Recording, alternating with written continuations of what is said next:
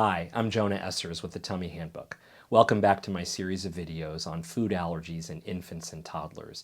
In our last video, we discussed the risk factors and the protective factors for the development of food allergies, and we discussed the microbiome, which is the population of bacteria that live in the gut as well as other parts of the body. And we discussed that a healthy microbiome is potentially protective against the development of food allergies. The story on probiotics, the delivery of good bugs into your body, is really one that's been exciting over the last few years.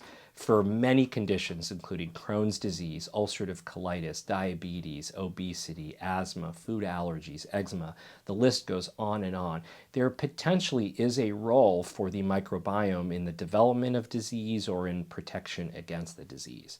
So in this video, I wanted to discuss the potential role for probiotics in managing food allergies. The first thing to remember is that having a healthy microbiome as an infant is probably protective against the development of food allergies. For example, having a vaginal delivery, anointing your baby with your vaginal flora is probably protective against food allergy. Using antibiotics and using antacids, which messes up the microbiome, is potentially risk factor for the development of food allergies. And so this concept of gut dysbiosis, where your microbiome is unhealthy, is a really important one. And gut dysbiosis really comes in two forms. One is the loss of diversity. So the more types of good bacteria that you have, the more species you have, the more diverse your microbiome is, the more healthy it is. So the less diverse it is, the more likely you are to develop certain types of diseases like food allergy. The other type of dysbiosis is a higher proportion of bad bugs to good bugs. So even though we mostly carry good bugs, we still have some bacteria that are potentially harmful in very small amounts. And if that amount goes up in the body, that potentially creates an unhealthy microbiome. So now that we understand this idea of a healthy microbiome versus an unhealthy microbiome, and that potentially there is a role for certain risk factors and protective factors, let's discuss the role of probiotics specifically in food allergy. Trials of probiotics have shown some promise in food allergy. In particular, these are pretty weak effect sizes, so you have to give a lot of probiotics to a lot of people to see a minor change in the development of allergies, and the best results have been seen in the prevention or the reduction of eczema, which is that red, itchy, scaly rash in the creases and folds of your baby and toddler. The thing about probiotics in the treatment or the protection against eczema and allergies is, again, that the risk, the effect size is quite small. But the other issue is that none of us know which bugs to give, how much to give, and for how long to do it. There's also a limited role potentially for food allergies in shortening the time course for a food allergy. So how long it takes the body to develop tolerance, where it stops overreacting to that food.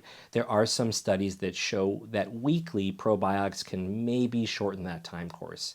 That said, if you look at an analysis of many studies altogether, which we refer to as a meta-analysis, meta-analyses still really don't show a major signal for using probiotics to shorten the time course of an allergy. So most official recommendations are not to use probiotics in order to manage active allergy disease.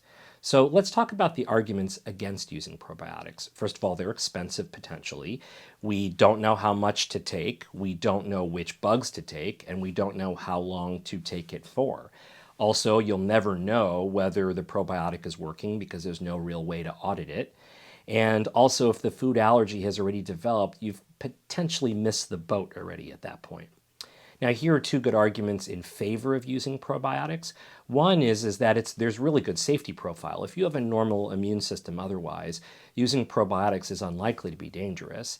And then the other argument is that this is still a developing story. There's a lot we don't understand about probiotics. So if you tend to be an early adopter and you want to kind of check the box and just in case there is some benefit, some people really will say, well, look, if it's safe and there's a potential role, then I'm going to go for it just in case. So in summary, if your bandwidth and your pocketbook are limited, there's still no major role for probiotics in the management of allergies. If you're an early adopter, if you have the time and you have the money, it's reasonable to consider a probiotic, but you'll never really know whether it's working.